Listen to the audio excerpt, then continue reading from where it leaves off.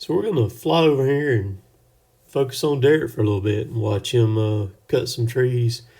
I filmed this video on Monday also.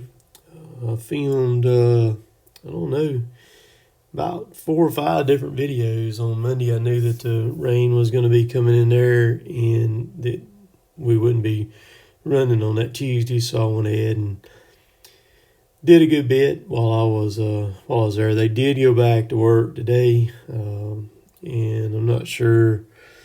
I don't know how it went. I'm sure it was probably still pretty wet there. I worked, did tree work today, all day. Those of y'all who follow me on Instagram have seen some stories already on that.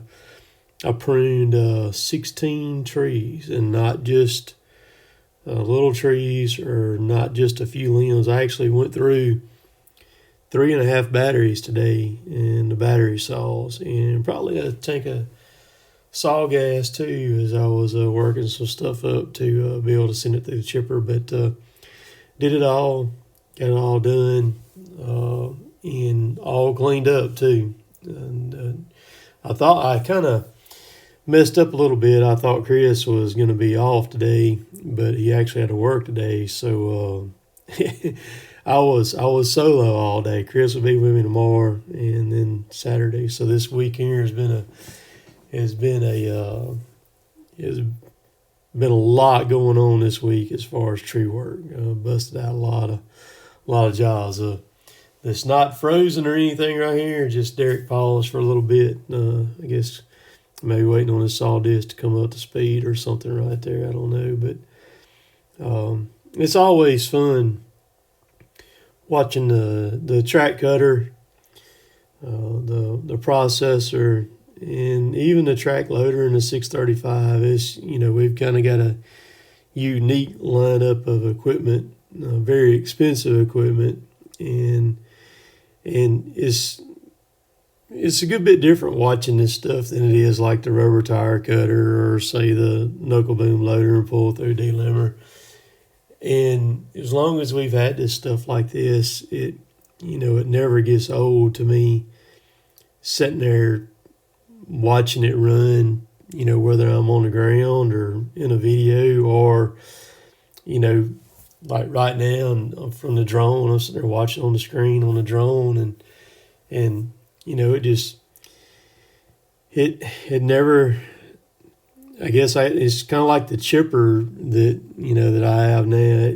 I love running it, and it just never gets old to watch the trees go through it or watch this machine cut trees. So something that shouldn't be too surprising for this next upcoming week. Monday, they're calling for a 30% chance of rain, which is not very much. But then Tuesday goes to a 50, and Wednesday is a 70, and Thursday is a 50.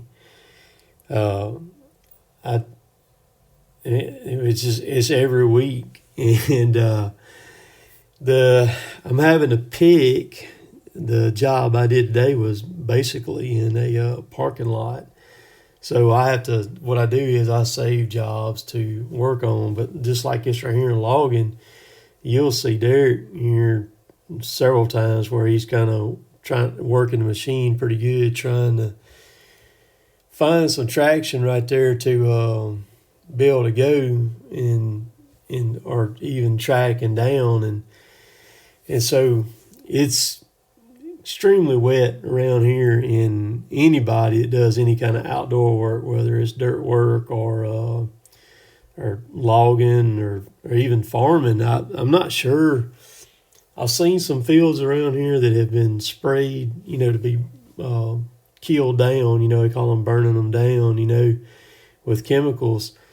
But I don't know of anybody here. There probably is somebody that has put any corn in the ground yet. And here we are, the 1st of April. So it's the fields are very, very wet, very tough to get in. I know Derek tried to do a little discing over there, and in one of our fields here where we hunt at over on the Mississippi side the other day, a couple of weeks ago, I guess, and and he dissed just a little bit in it, and it that rain that we had the other morning, I'm not sure exactly how much we had, but it was quite a lot.